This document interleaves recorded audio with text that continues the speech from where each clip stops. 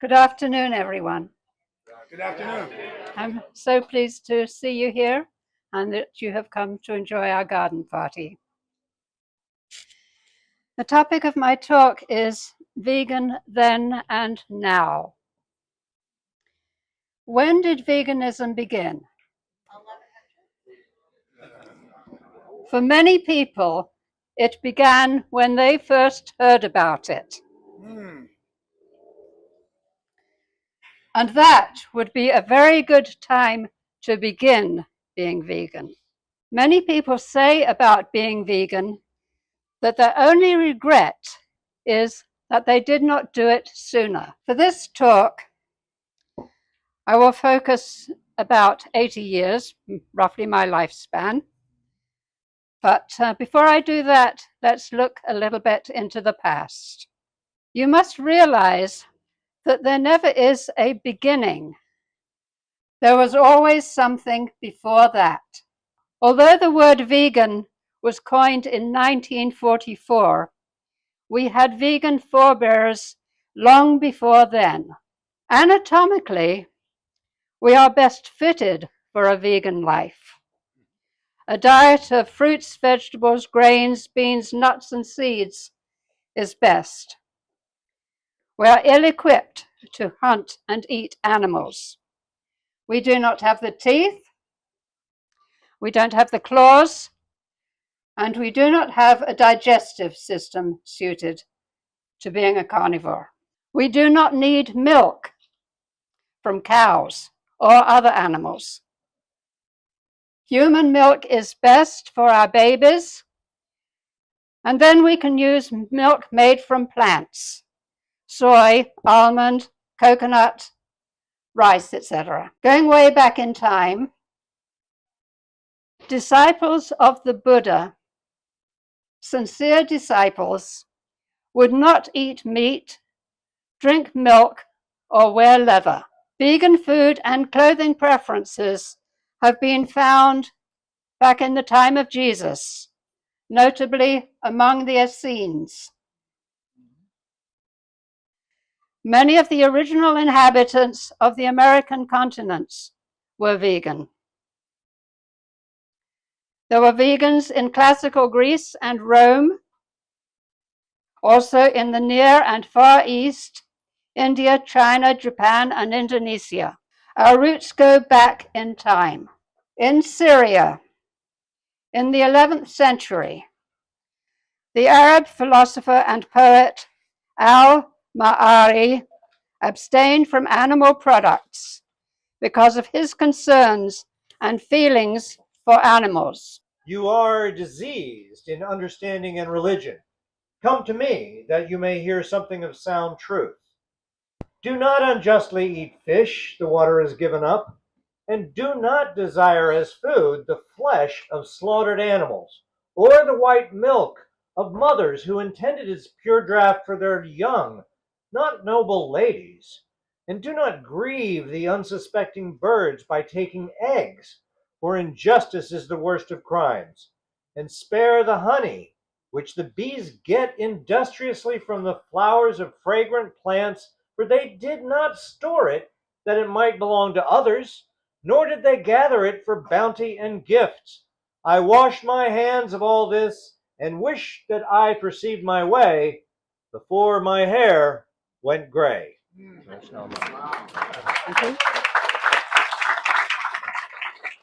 1817, the Bible Christian vegetarians arrived in Philadelphia.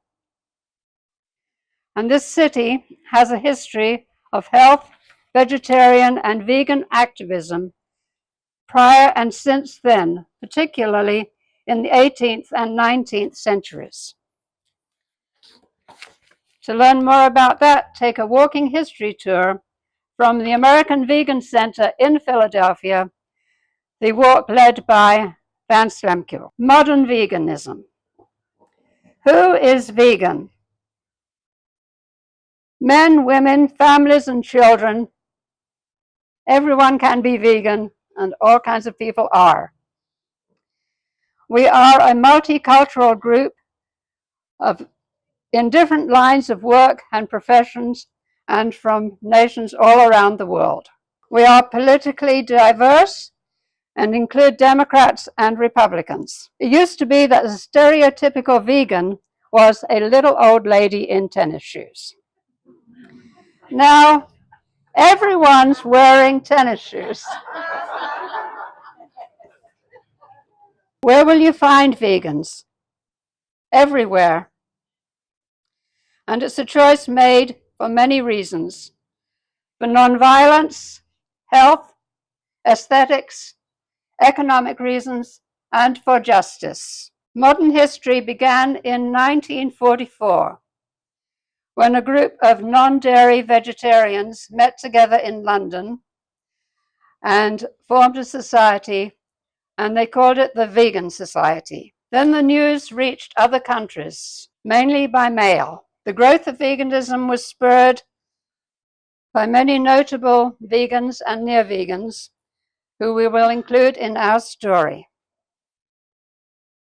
In California, from the mid-1940s, was Dr. Pietro Rotondi, originally from Italy, and he had a vegetarian society there and a cookbook which was vegan, except he did use honey now and then.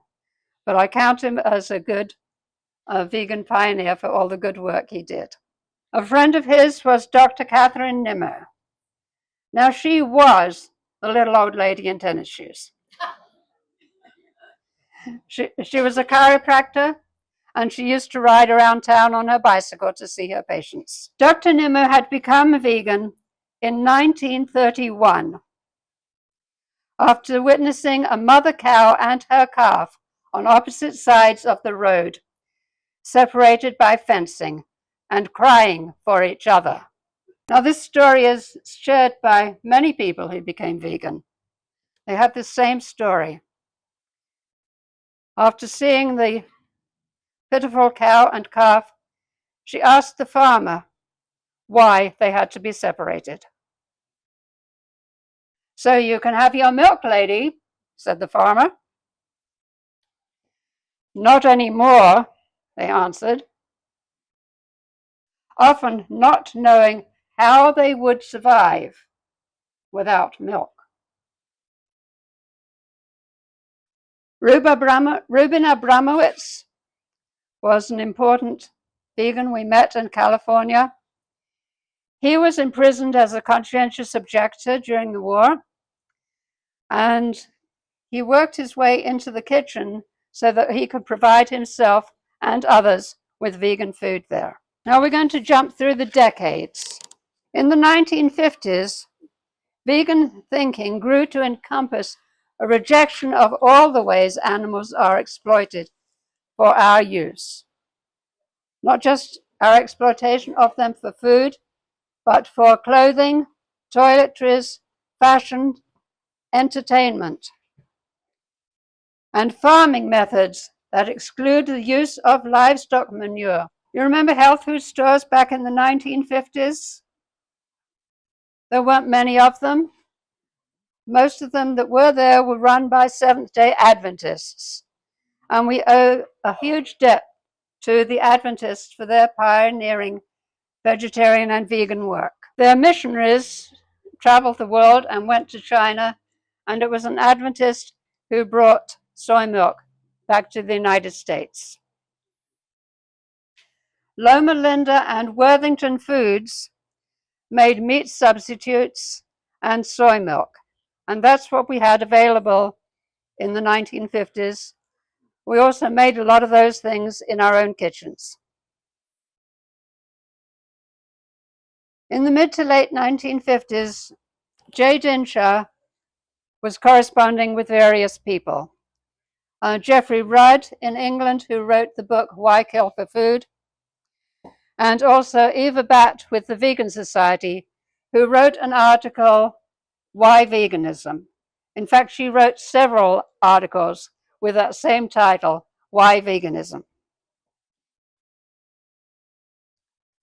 In 1957, J. Dinshaw toured a slaughterhouse in Philadelphia on Front and Venango. Front and Venango, yeah. on Front and Venango Street. It was then that he realized that it wasn't enough to be vegetarian. In that slaughterhouse were cows that weren't producing enough milk anymore, and they were off to become hamburgers or whatever. And from that day, Jay vowed to be vegan. It was a very traumatic day. When he walked out of the slaughterhouse, he had gone with his brother. They took off their blood-soaked shoes and left them on the sidewalk in Philadelphia before going home and then burning their clothes. Yes.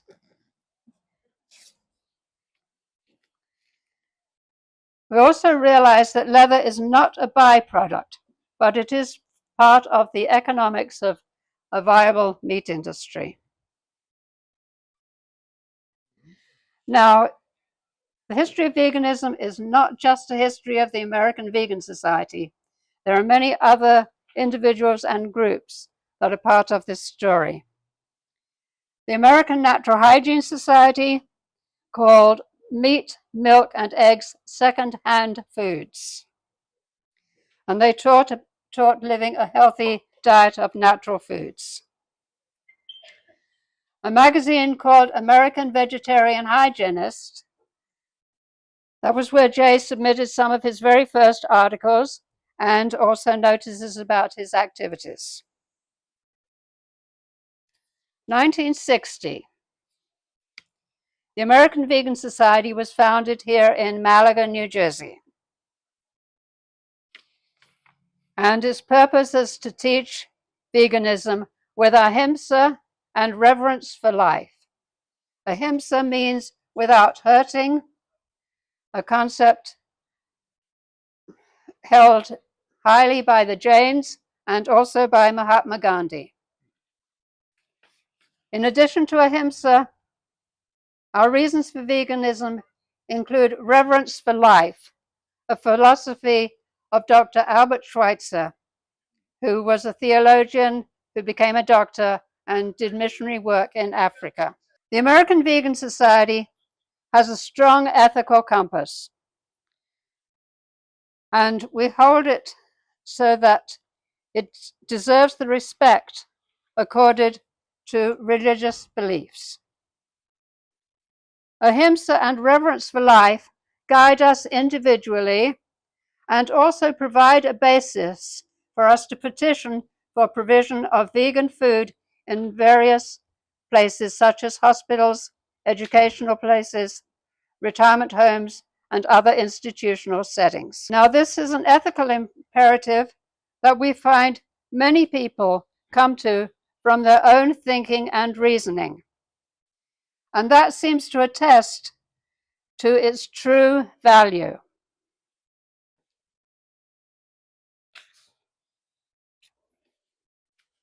In 1965, a World Vegetarian Congress was held in Swanwick, England, and that led to a round-the-world lecture tour, 1967 to 68, that Jay conducted.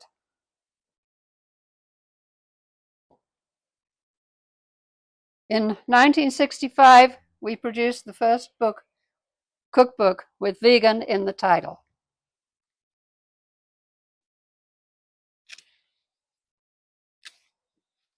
In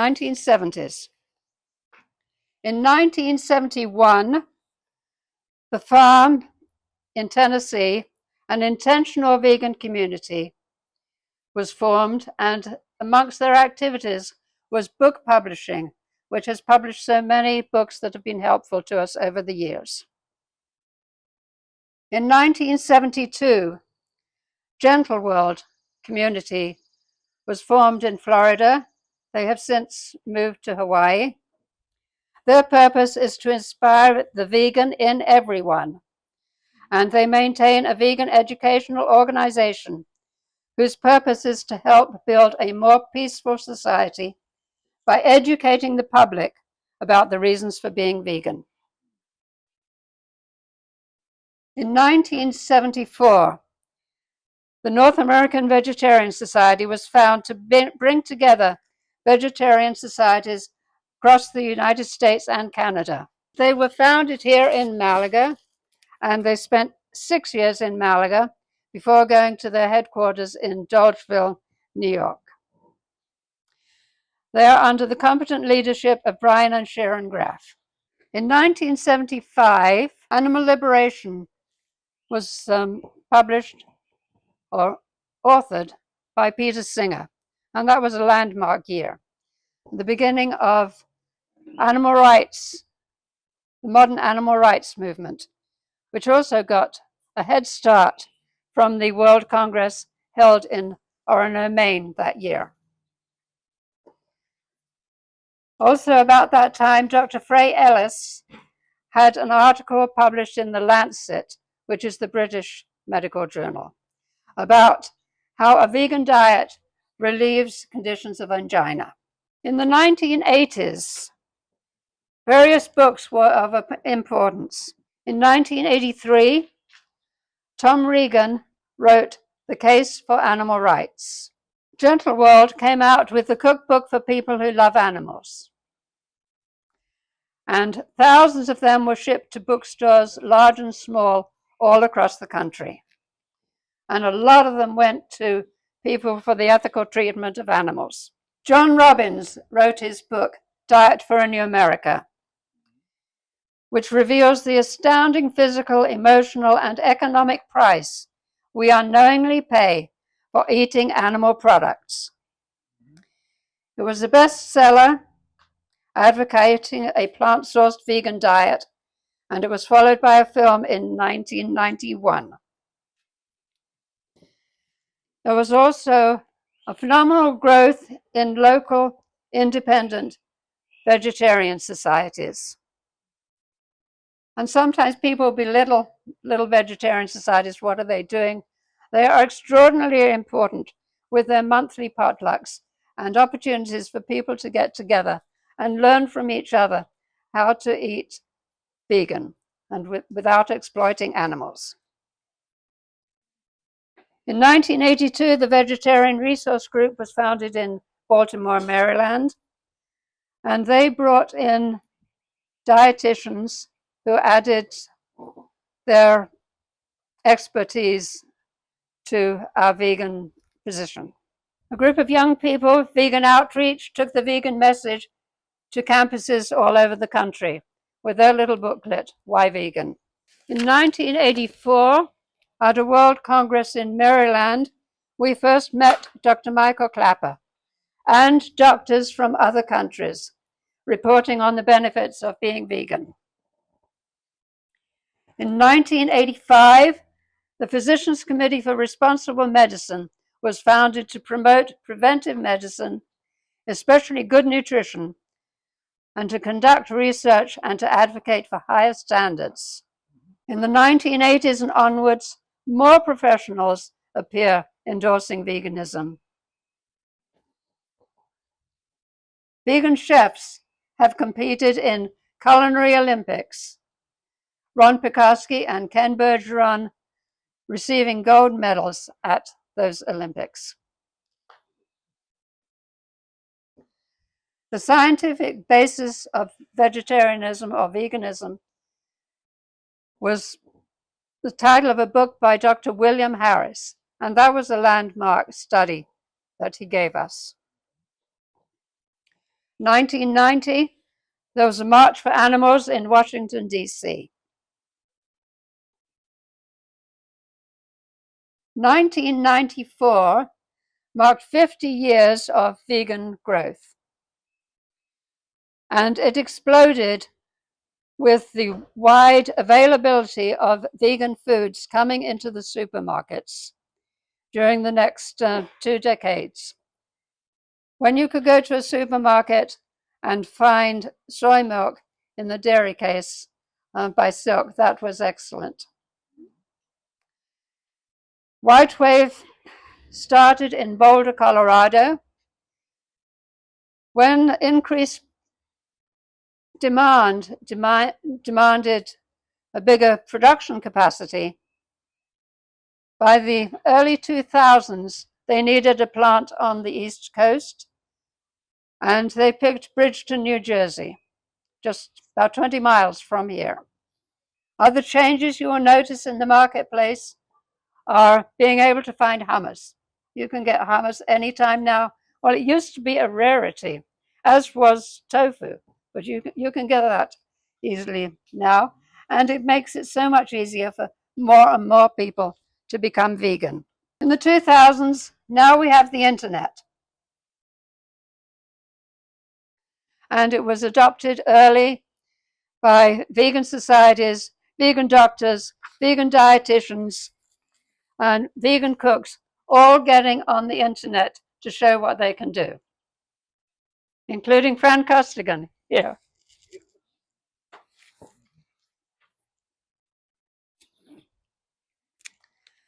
Dr. Bill Harris in Hawaii used to invite a lot of very good vegan speakers to talk to his group, and he videotaped them, and those tapes are available through the Hawaii Vegetarian Society website. Other films came along. There was Cowspiracy, Forks Over Knives, Game Changers, and then all over the place in bookstores, there are more and more vegan cookbooks. Big cookbooks with color pictures made veganism look very enticing and beautiful.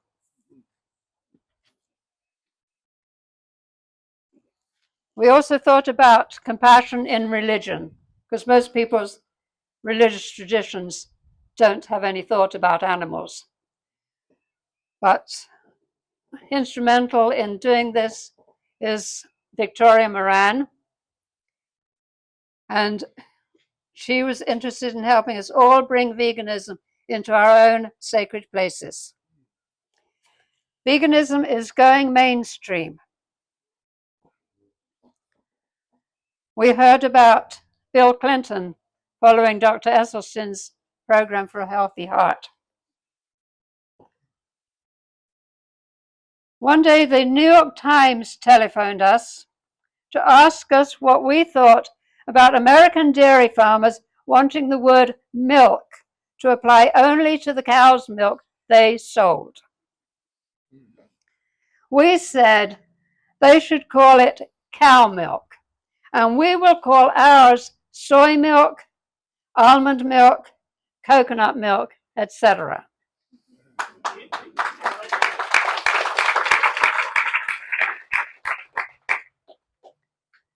Later, we read an article in the New York Times by one of their staff talking about the alternatives to cow's milk.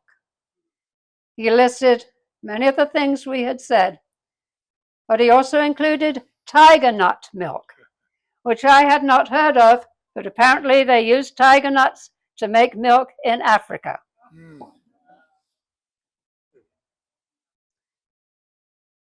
We have reached an age where fine dining is enjoyed.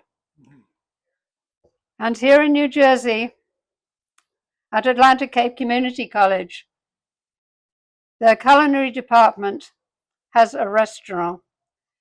We asked them if they could cater to a vegan group, and they said yes. And since then, we've been going regularly for gourmet vegan meals, which have been appreciated by us, our friends, and the public, anyone who hears about it. And we've got a little clip about that on our website, I believe, or social media anyway. In 2021, the American Vegan Center opened in Old City, Philadelphia, just above Market Street on 2nd Street. This is a billboard for veganism, a welcome center to travelers from all over the world, and from where you can take those vegan history walking tours.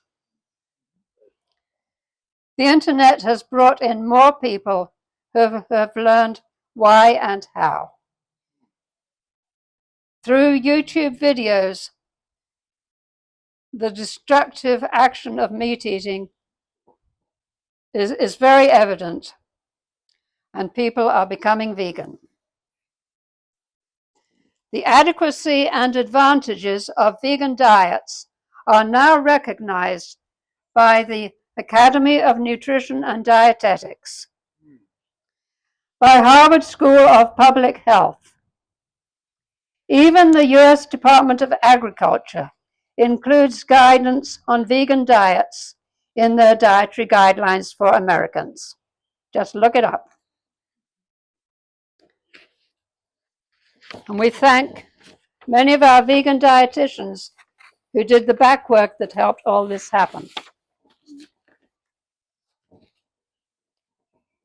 We also thank our vegan doctors who have influenced other doctors and the medical profession in general to recommend to their patients that they can improve their heart health with a vegan diet. In fact, that was the advice my dentist told me he had been given by his doctor.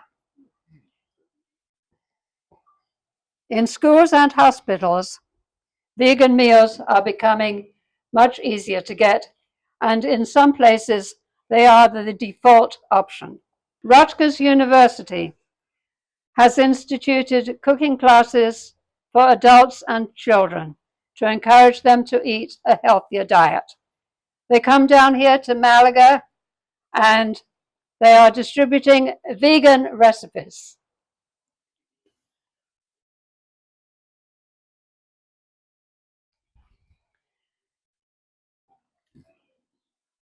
When you become vegan, you can apply principles of frugal yet abundant, sensible, compassionate living. Your interest in veganism may be for health, to live without killing and exploiting animals, or one of the many other good reasons. But a crisis faces the world today. Many are depressed, while others ignore the problem. I'm talking about global warming. As vegans, we find ourselves in a unique position, knowing the benefits to be realized from widespread adoption of plant food lifestyle. To the land, to the oceans and wildlife, we can be optimistic about the future. It is time for you all to join the American Vegan Society and with us declare a reprieve on climate change.